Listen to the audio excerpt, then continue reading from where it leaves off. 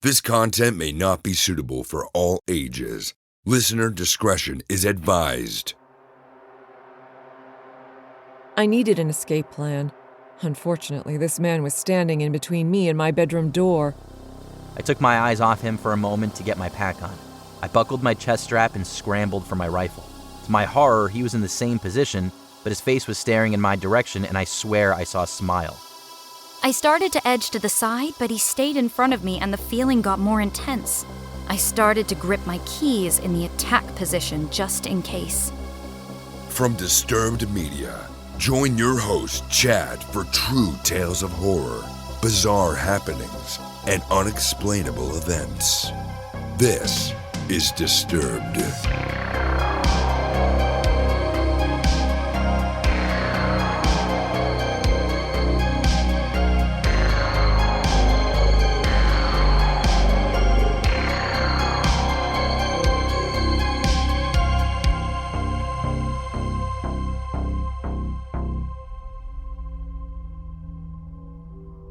Thanks to Shudder for supporting Disturbed. Shudder is the streaming service with the best selection of horror, thriller, and supernatural, from Hollywood favorites and cult classics to original series and new films. To try Shudder free for 30 days, go to shudder.com and use promo code DISTURBED. Thanks also to Storyworth for their support. Storyworth is a meaningful gift you and your family can treasure forever, and you can get started right away. Go to storyworth.com/disturbed to get $10 off your first purchase. Welcome back in, everyone, and thanks for joining me. Today, I'm bringing you 5 true horrifying tales that are sure to give you the chills. So sit back and listen close as we dive into the horror. We open the show hearing from Reddit user Loud and Proud, featuring voice work by Nikolle Doolin. And it's her quick thinking that may have saved her life.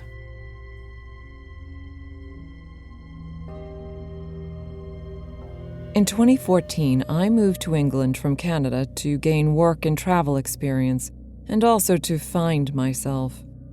I ended up living in Essex with 3 other roommates. They were all women, all a bit older than I was. I was 24 at the time, Megan was 31, Cherry was 34, and Cassie was 38. Megan was from New York, Cherry from New Jersey, and Cassie from Poland. All 4 of us shared this 3-story flat. The back of our home was the living room and kitchen. The back wall was complete glass that looked out into the garden. The garden was completely fenced in. The house had an interesting dynamic, to say the least. Tons of stories from that time in my life. I adored all my roommates except for Cherry. After living with Cherry for 7 months, I was over her antics. One day I come home from work, I lock the door, make myself something to eat, and go up to bed. I brought some work home with me, so I am in my nightie with all these papers around me and my headphones on, jamming out.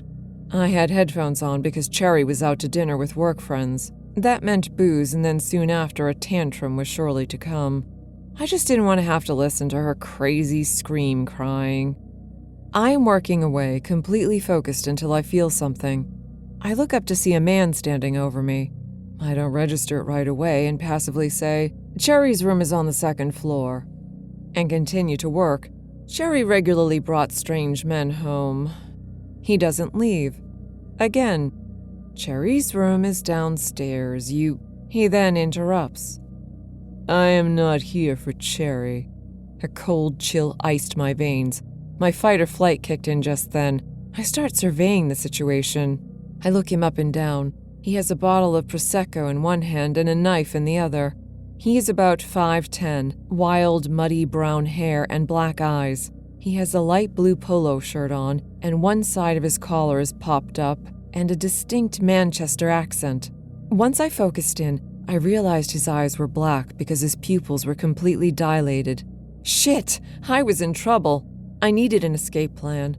Unfortunately, this man was standing in between me and my bedroom door. I needed to get downstairs, but I needed for him to think it was his idea. I decided to play along. Just then, he uses his knife to pop the cork. Prosecco started to flow onto my carpet. I said, "Oh, no, let's clean that up. I prefer to drink out of a proper flute anyways."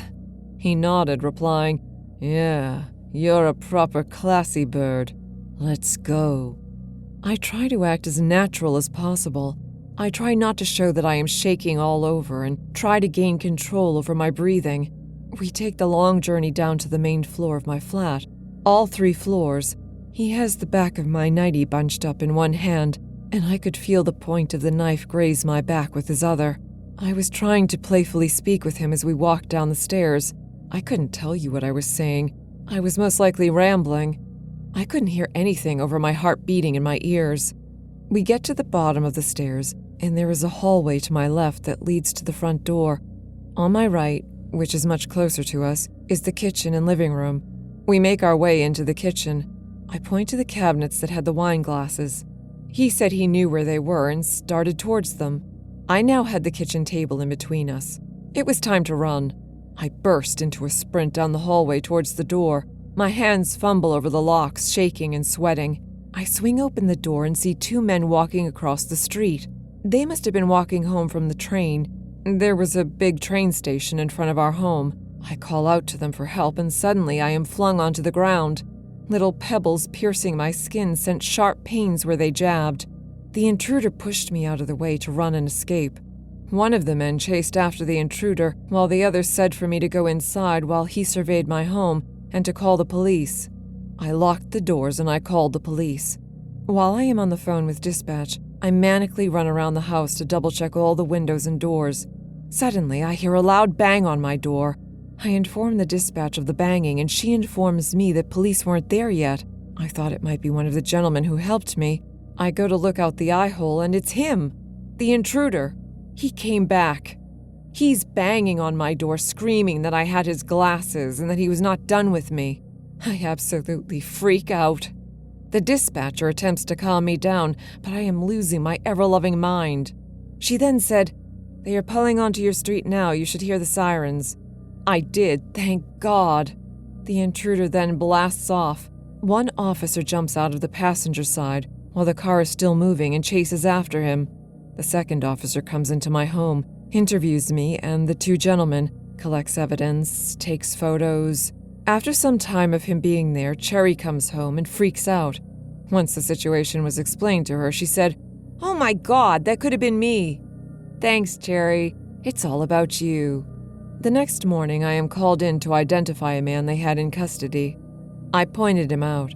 I got into a little room and the officer pulls out an evidence bag. He asked me if the items were mine. They were. They were my underwear and photos taken from my home. The officer informed me that the intruder had been stalking me for some time now. He estimates 3 months. He had made a nest outside our home on top of a hill that overlooked into our living room and kitchen. He is a known sex offender and drug dealer. He then told me how lucky I was to get out practically unharmed. Others weren't so lucky. To the man who stalked me and broke into my home, let's not meet again. However, I would love to run into those 2 gentlemen again. Every day I am thankful for them.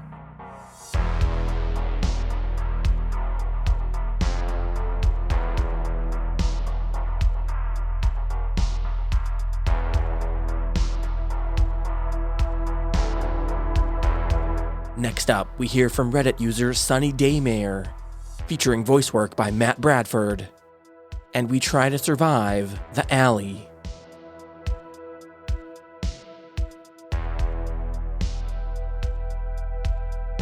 When my parents got divorced, I was about 20 years old. I had just gotten out of a 2-year relationship and moved in with my dad, who was living on his own. I worked late nights, so I wouldn't get out until around 3 a.m., where afterwards I would head home. My dad and I weren't getting along too much. Frankly, we never have. He started losing it a little after the divorce and would mentally check out sometimes.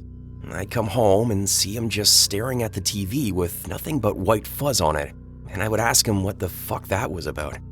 It wasn't anything supernatural. He was just not in his right state of mind and would space out. I digress though. You see, at some point he and I had a falling out and he kicked me out of his apartment, and I wasn't welcomed there anymore. There were a few nights where I was just sleeping at the back of an IHOP until my mom found out, and she asked me to come live with her and my sister. I hadn't originally gone because their apartment was small, and they had no room for me, nor was there any parking available for me. But it was nice living with my mom and sister. We've always had a great relationship, and they missed me a lot. The parking was a problem at her apartment building, so I would have to park far away so I wouldn't get towed. Sometimes after work, I'd have to park 10 blocks away and walk to the apartment. Along the way, I'd pass alleys and all sorts of shady types. It so happens that one night I got out a little past 4 a.m. I was beat as usual and parked far the hell away. I started walking and passed an alley, and I noticed two figures just sitting there. Again, nothing supernatural or anything like that. Like I said, you would encounter all sorts of shady assholes, so it didn't really bother me. What did bother me was that they were in the middle of a conversation and waving their arms around, but when they noticed me, they both stood still. At some point, one of them reaches behind him for something, and they both start making a run towards me. I didn't waste any time. I started making a dash for it, and I climbed over a wall that led to a bank. I didn't want them seeing where I lived just in case, because I have my mom and sister there. I hid behind one of those AT&T boxes with phone connections inside, and I see them also climb the wall. I carry around a snub-nosed .38 revolver, and I know how to use it, but I wasn't into the idea of getting into a possible gunfight with two people, as I'm not a fucking cowboy. They started heading around the building away from me, and I climbed over the wall and made a dash for it a few blocks to a local diner. I went to the bathroom and changed my shirt, then just sat at a table and ordered a sandwich and hung out for a while. Through the window of the diner half an hour later, I can make out the silhouette of both of them walking by. I don't know if they're looking in or if they recognize me, but I just keep my head down drawing in my sketchbook that I take to work. I just waited until about 7 a.m. when it was daylight and people were starting to walk around getting ready for work. At that point, I paid, left, and went home to get some sleep. My mom and sister think I just stayed late for overtime at work. I never told them what actually happened.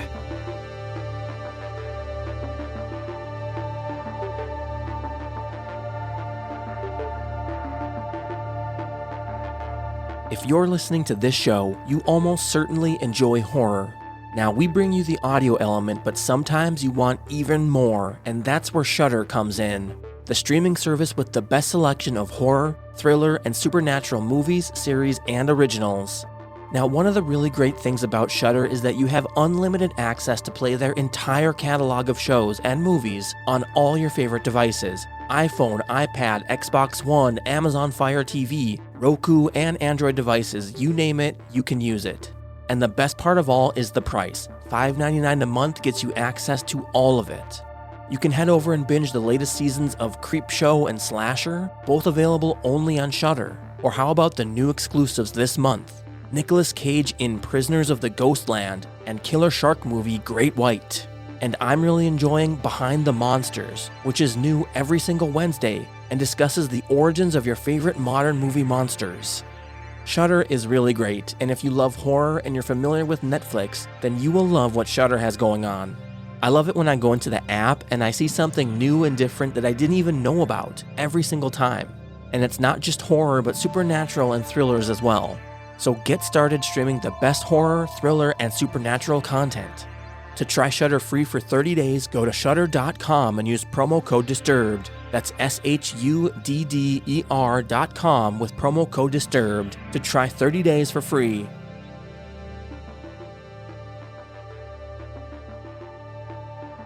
This holiday season, I wanted to give a gift to my family and loved ones that makes them feel special and unique, just like the relationship we share. That's why I'm giving everyone I care about Storyworth. Storyworth is an online service that helps loved ones share unique stories through thought-provoking questions about their memories and personal thoughts. This is really cool and unique and something that can be cherished by families. Now, the way it works is every week Storyworth emails a different story prompt, questions that you may have never thought to ask. Like, what is one of the strangest things that's ever happened to you? Or what's a small decision you made that ended up having a big impact on your life? This helps connect you with loved ones no matter how near or far apart. Now, I've learned some things about my dad in his high school days that I never would have known or even thought to ask. And here's where it gets really cool. After 1 year, Storyworth will compile every story, including photos, into a beautiful keepsake book that's shipped for free. You can order multiple copies for other family members. I can't wait to get my book and see everything put together in one place and show everyone. It's something I think everyone should have for family.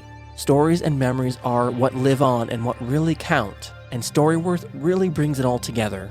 With Storyworth, I'm giving those I love most a thoughtful, personal gift from the heart and preserving their memories and stories for years to come.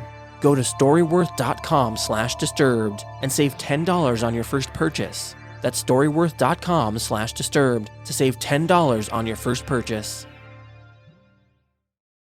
Now back to the deliciously frightful Disturbed Podcast with your host, Chad. Up next, we check in with Reddit user Cannibal Birdies, featuring voice work by Rhiannon Moushall, and we no longer go to the laundromat.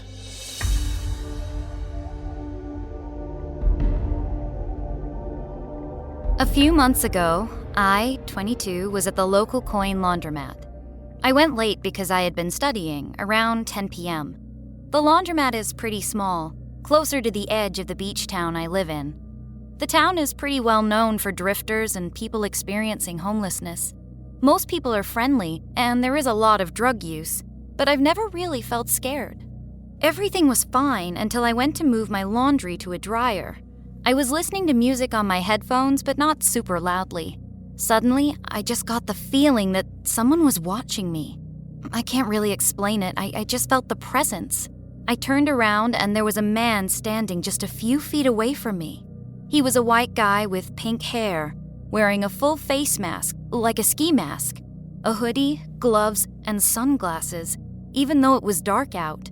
The gloves and sunglasses immediately made me feel uncomfortable. I thought maybe he was a drifter or high, but I didn't want to be rude. I tried to laugh it off and told him he surprised me. He immediately started talking.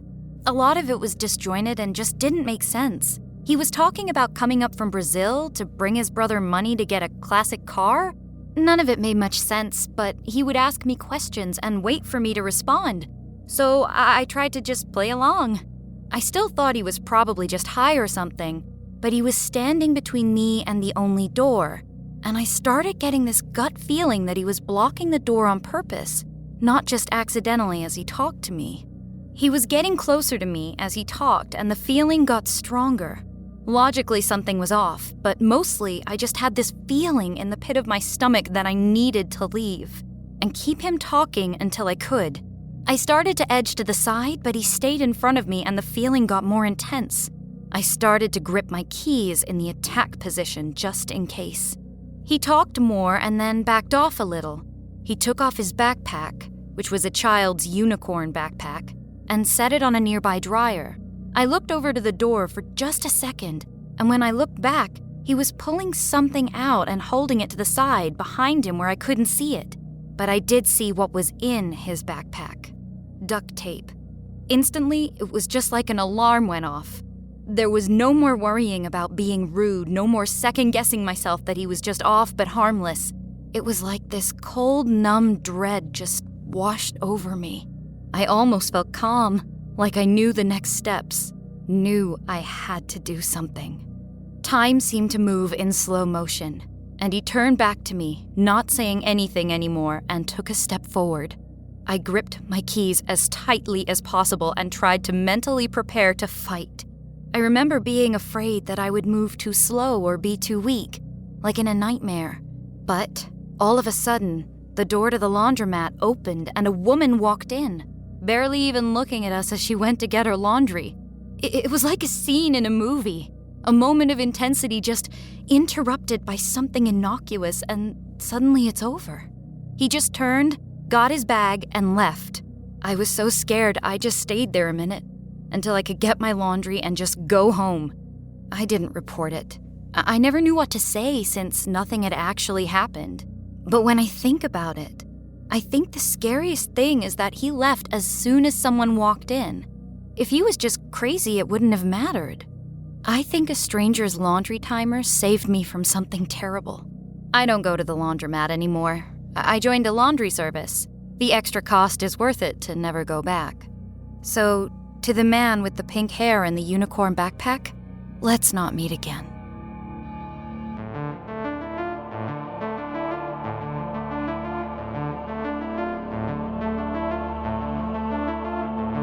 Next up is an experience from Reddit user Perpetual Connection, featuring voice work by Tom Aglio, and we take a peek through the night vision scope.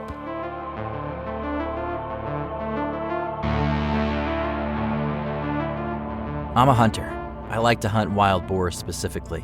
Though I have been deer hunting and have been known to get a turkey for Thanksgiving, I mostly hunt boar. For those of you that don't know, boar are a big problem in the United States. A sow can have 2 litters a year, and it's not uncommon for a litter to consist of 10 or more pigs. Given that pigs eat anything and everything, it's not hard to see why the Department of Fish and Wildlife makes it legal to hunt them with almost no restrictions. In my state, it's illegal to hunt most large mammals with night or thermal vision scopes, with the exception of boar and coyote. I'd been saving for a year, mostly fun money. It's hard to explain to your wife that a scope that costs literally twice as much as the rifle I was mounting it on was worth it. But I did it. I took it to a range and sighted it in. There was an area that was peppered with boar activity that I knew would be perfect for a night hunt. It was easily accessible with my truck, with easy-to-find spots that I could set up in that overlooked a large, easy-to-navigate clearing. The night started uneventful, mostly me tinkering with my new toy, cycling through the settings. I was a little impatient. I'd spotted multiple deer, but they were out of season, and like I mentioned earlier, my current setup wasn't legal for deer. I moved to another spot I'd seen days earlier that probably wasn't much better than my first, but it gave me something to do and a new angle to look around with my new scope. After an hour or so of glassing the area, it dawned on me. This spot doesn't have much animal activity at all. No rabbits or owls. The deer that I'd seen were hundreds of yards from where I was. Why was this pocket of land so dead at night but lively in the day? I'd set up around 10 p.m. and it was about 2 a.m. when I started to think about packing up. Maybe setting up a target before I left and taking some practice shots. I heard a crunch come from the direction I came from before. I panned my scope over and saw the silhouette of a small bear pushing through the bushes. It's important to note that my scope isn't exactly night vision. It's a thermal scope, kind of like a black and white version of what you see in the Predator movies. I adjusted my range and zoomed in a little. I remember jolting a little when I saw that it wasn't really a bear. It was a man. Because he was so low and hunched over, I thought I was looking at a young bear. Is that a game warden? I couldn't be. I would have seen the headlights coming up from the road from where I was perched. And where could he have walked from? I was 30 miles away from anything and on public lands. I was about to call out when I adjusted my sights and noticed he was naked. No shoes, pants, or anything. I remember being disturbed by his movements like a squirrel or something. Twitchy and grabbing at the foliage, sniffing around and palming the tree. Was that my tree? The one I'd been leaning against earlier? The thought terrified me. Could he smell me? Then he did something I still have nightmares about today. He squatted and placed his hands in the dirt between his feet and stared straight up like a dog mid-howl. And I heard it, a voice coming from that direction, a very compelling female voice. "Help, I'm lost." There was a long pause, but neither of us moved a muscle. The center of my sights was trained at the dirt in front of his feet. I couldn't bring myself to aim directly at another person. It went against everything I'd been taught about firearms. Were they lost? Was this some guy that had gone crazy out here? Why was his voice so feminine? "Help, please, I can't walk," the voice called out. That's when I called bullshit. Not only could he walk, when I first saw him, he was traversing the land with ease for a naked person. So good I mistook him for a bear. That's a fucking trap. This guy is trying to lure me up to him with a damsel in distress routine. Luckily, the lack of activity before had caused me to pack up most of my gear. I think I may have left behind a hat and a sitting pad, but I didn't give a shit in that moment. I took my eyes off him for a moment to get my pack on. I buckled my chest strap and scrambled for my rifle. To my horror, he was in the same position, but his face was staring in my direction, and I swear I saw a smile. The thermal scope has an effect that makes animals' eyes appear white. How the hell had he heard me get up and put my gear on? He must have easily been 150 yards away. "Fuck off," I screamed in that direction. He stood upright, and then it hit me how tall and skinny he was. Easily 6 feet and very lean. He took a couple of long strides in my direction, and I instinctively sent a round sailing above his head into the tree line. He was freaky as hell, but he hadn't really threatened me. What would I tell the cops? I was unwilling and unready to shoot someone. He stopped dead in his tracks and hunched down on all fours. "The next one will fuck you up, go away." He stayed on all fours, and this time I had my sights trained on the center of him. His eyes were just above the grass like a large cat or something. I was trying to stop my trembling and knew that my voice had cracked a little on that last warning. I was terrified. That standoff probably only lasted a minute or two, maybe less, but it felt like forever. In an instant, he bolted left towards the tree line opposite the road. So much for not being able to walk, I could barely keep him in my scope, he was moving so fast. He disappeared into the brush, and I sent another bullet sailing high in his direction. I racked another round and tried to pocket that mag and swap for a fresh one, but I dropped it and didn't bother looking for it. I wasn't far from my truck and I wanted to get out of there. I could hear him in the distance, yelling in this weird sound that could have been a laugh or a cry. I scrambled up the trail and arrived at my truck breathless. I tossed my gear into the cab but kept the rifle in the passenger seat and sped off.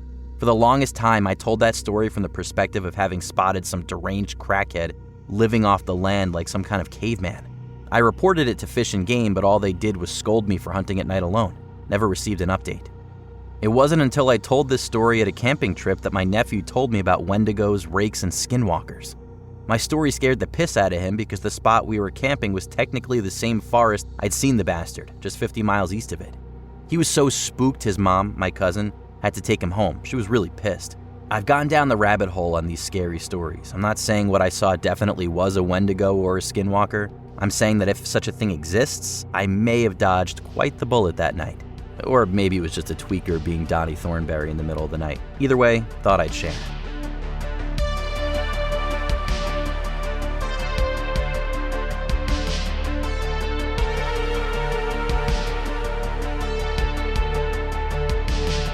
And finally, we hear from Reddit user Mobile Garden, featuring voice work by Addison Peacock. And we take a ride from strangers.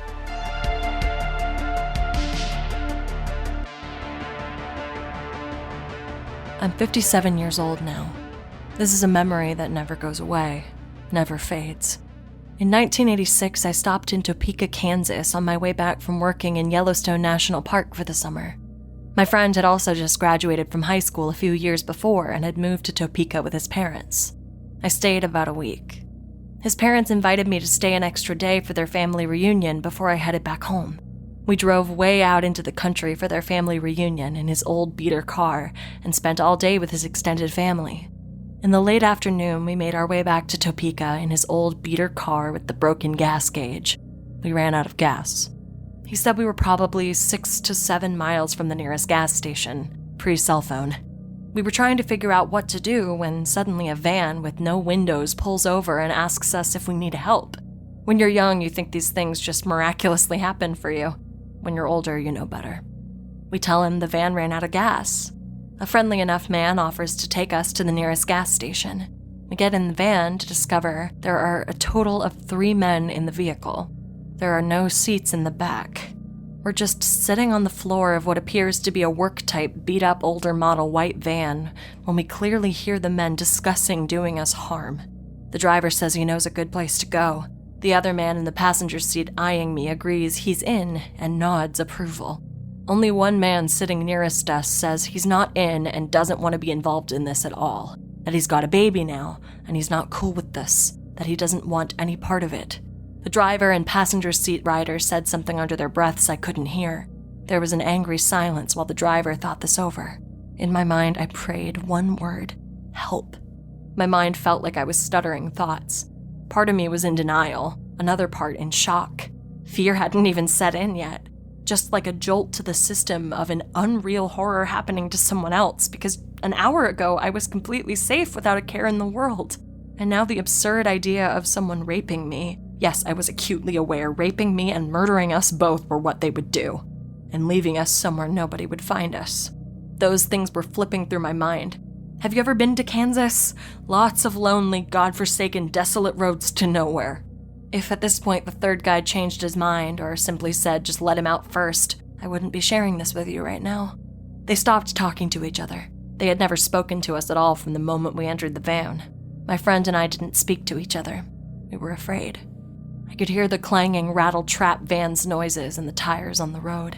I saw my friend flexing as if to warn he would fight to defend himself, while they were discussing where they would take us. Everything felt surreal. But the guy in the back, that guy said no. And just like that, the driver pulled over and the guy in the back opened up the side door and let us out, and it was over. The air smelled somehow fragile and tainted. The ground looked different, like I couldn't quite trust it. My friend looked as shaken as I felt. We had survived a close encounter with shark-like predators, the blackest, darkest evil. I looked at the gas station in the late afternoon waning sunset just before dark. That gas station had transformed itself into a beacon of shining light, a safe haven of shelter and safety. And I knew once we got into that gas station, there was no way I would walk back to the car. The white van with no windows pulling away from us felt surreal, like looking at it might give the power to suck us up in its vacuum of ill intent. Today, I can still see that van pulling away, a sort of mirage from a nightmare that had crossed over into my waking reality.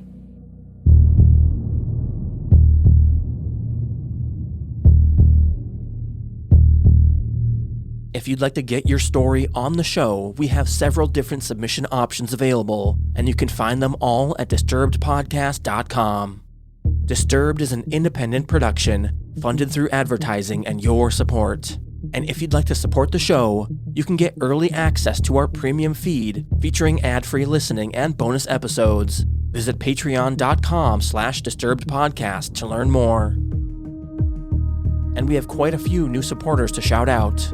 Taylor Rose, Laura Elizabeth, Faith Burkhammer, Jesse Brackett, Melanie Papineau, William Howell, Alan Lou He, Donna Hansen, Elise Palmerton, Cassandra Fruster, Ashley Pander, Laura Zimmerhansel, and Chastity Beck.